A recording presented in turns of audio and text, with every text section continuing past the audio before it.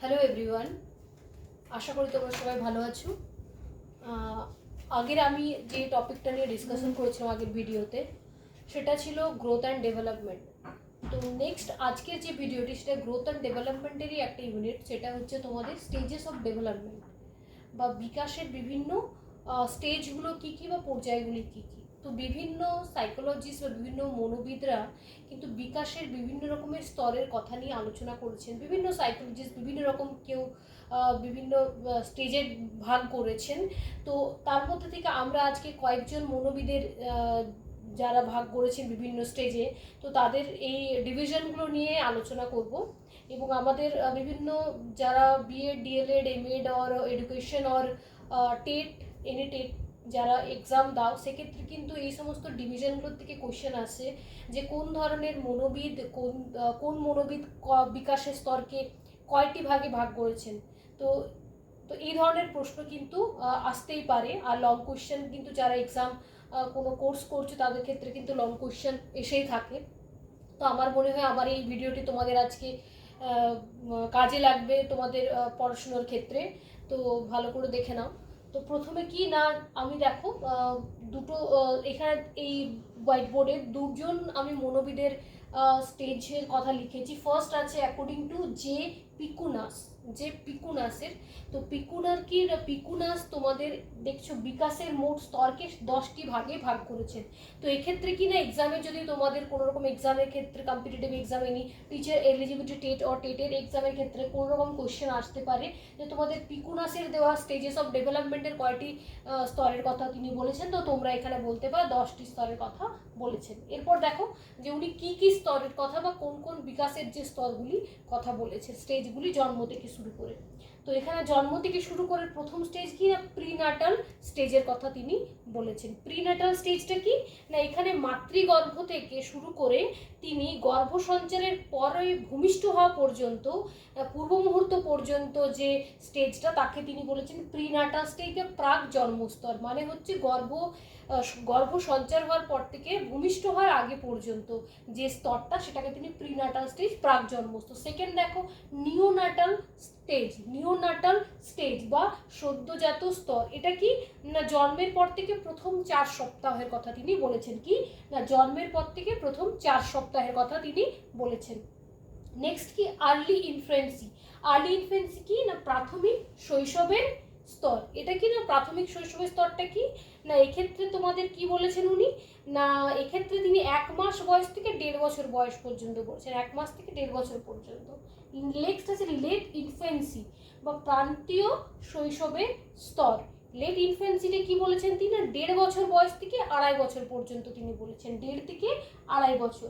এরপর কি, early childhood বা প্রাথমিক বাল্যস্তর। কি না, আর্লি চাইল্ডহুডটা কত এজের মধ্যে উনি বলেছেন, আর্লি চাইল্ডহুডটা তিনি বলেছেন 2.5 বছর বয়স থেকে তিনি বলেছেন 5 বছর বয়স পর্যন্ত। 2.5 বছর থেকে তিনি বলেছেন প্রায় 5 বছর বয়স পর্যন্ত আর্লি চাইল্ডহুড। এরপর মিডিল চাইল্ডহুড বা মাধ্যমিক বাল্যস্তর। মিডিল চাইল্ডহুডটা কি না, এক্ষেত্রে 5 বছর থেকে 9 বছর পর্যন্ত উনি বলেছেন, 5 বছর থেকে 9 বছর পর্যন্ত। এরপরে কি, লেট চাইল্ডহুড বা প্রান্তীয় বাল্যস্তর। লেট চাইল্ডহুড কি না, 9 থেকে 12 বছর পর্যন্ত লেট চাইল্ডহুড।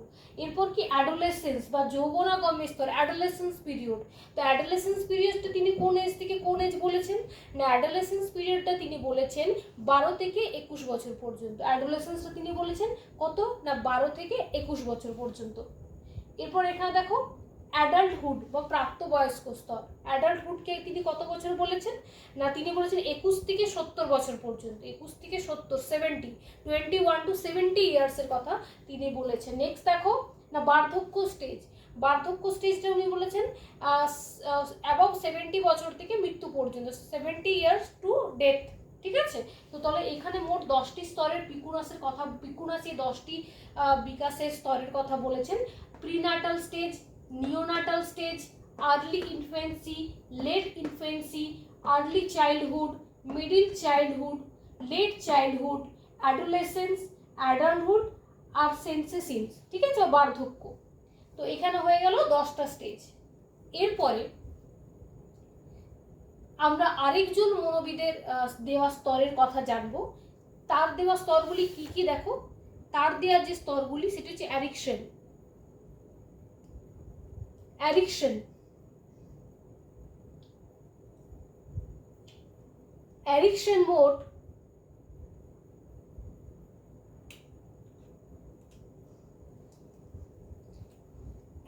মোড কিন্তু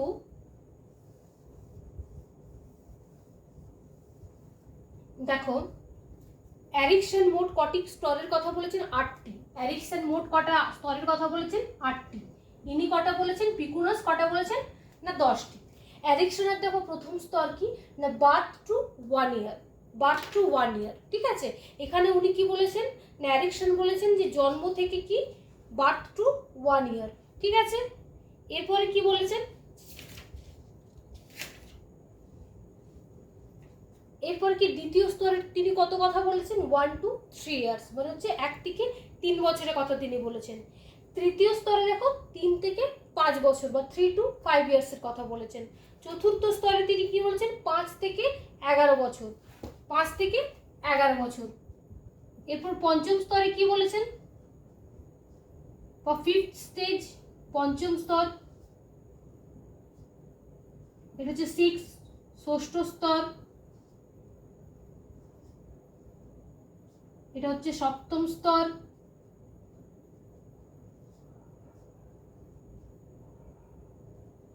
আর এটা হচ্ছে অষ্টম স্তর।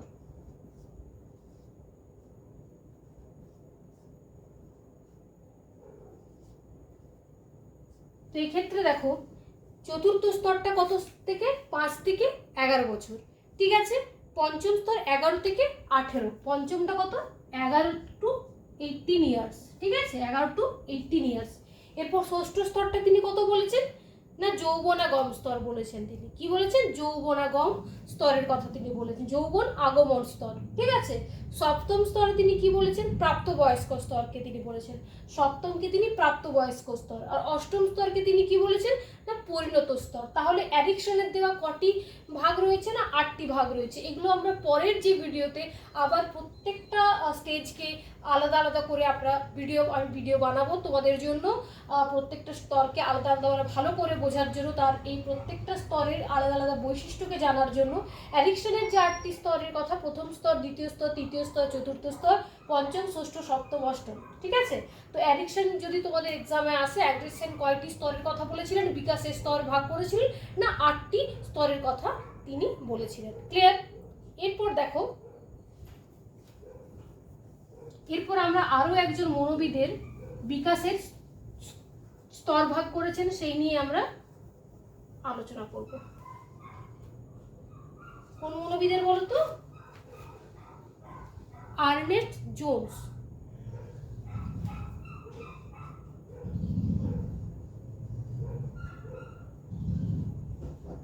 কি বললাম? Ernest Jones.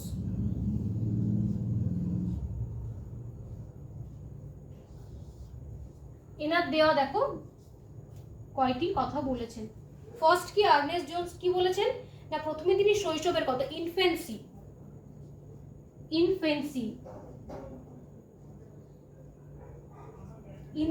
ইনফেন্সির কথা বলেছেন বা শৈশবের কথা তিনি বলেছেন। জন্ম থেকে 5 বছর বয়স পর্যন্ত ইনফেন্সি বা শৈশব। কত এটা? Birth two 5 years. Birth two 5 years,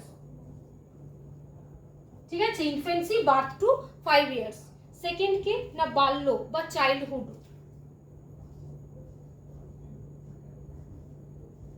childhood বা বাল্য, বাল্যকাল বলেছেন। এটা কত? এটা হচ্ছে তোমাদের 5 থেকে 12 বছর পর্যন্ত, 5 to 12 ইয়ার্স।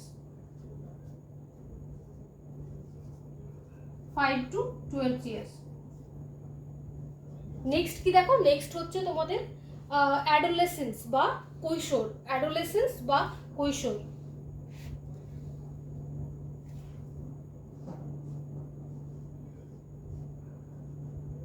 কি বললাম? অ্যাডোলেসেন্স।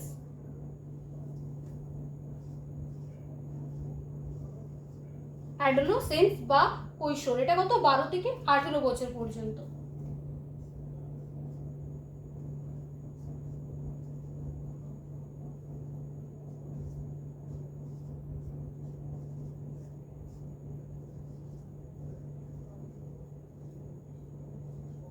12 থেকে 18 বছর পর্যন্ত। এরপরে কি, এরপর হচ্ছে প্রাপ্তবয়স্ক বা ম্যাচিউরিটির কথা তিনি বলেছেন। ম্যাচিউরিটিতে 18 থেকে তিনি তার পরবর্তী যতদিন বাঁচবেন 18 থেকে পরবর্তী কালের কথা তিনি বলেছেন। কি না, প্রাপ্তবয়স্ক, ম্যাচিউরিটি।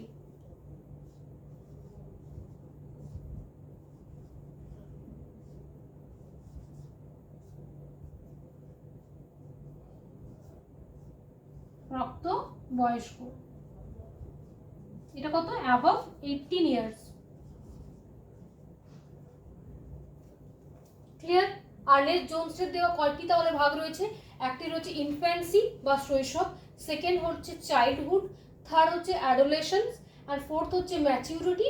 ঠিক আছে, তো ইনফ্যান্সি তিনি কথা বলেছেন শৈশব, বার্থ থেকে জন্ম থেকে 5 বছর পর্যন্ত যে সময়কালটা শৈশবকাল, সেই শৈশবকালের কথা তিনি বলেছেন। চাইল্ডহুড কি বাল্য, 5 থেকে 12 বছরের কথা তিনি বলেছেন। ঠিক আছে, এখানে অ্যাডোলেসেন্স বা কৈশোর 12 থেকে 18 বছরের কথা তিনি বলেছেন। ম্যাচুরিটি কি, প্রাপ্তবয়স্ক, অ্যাবভ 18 ইয়ার্সের কথা ইনি বলেছেন এই ম্যাচুরিটি। তো আজকে তাহলে আমরা পিকুনাসের, আর্নস্ট জোনসের এবং এরিকসনের যে ডিভিশন, তাহলে এখানে উনি কটি ভাগে ভাগ করেছেন?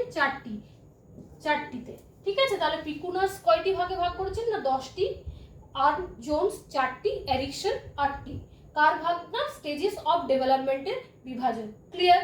এরপরে নেক্সট পরের যে ভিডিওগুলো হবে সেই ভিডিওতে, কোনো এক ভিডিওতে আমি এই প্রত্যেকজনের মনোবিদের যে ডিভিশনগুলো দিয়েছেন তার যে বৈশিষ্ট্যগুলো সেগুলো বিস্তারিতভাবে আলোচনা করব।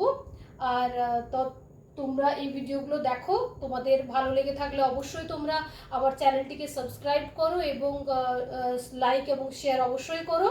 আর যদি কোনো রকম তোমাদের জানার থাকে বা কোনো কোয়েরি থাকে, আর যদি কোনো সাজেশন থাকে আমার চ্যানেলটার সম্পর্কে, তাহলে অবশ্যই তোমরা কমেন্ট বক্সে কমেন্ট করতে পারো বা মেল করতে পারো আমাকে lekhaGupta@gmail.com এ।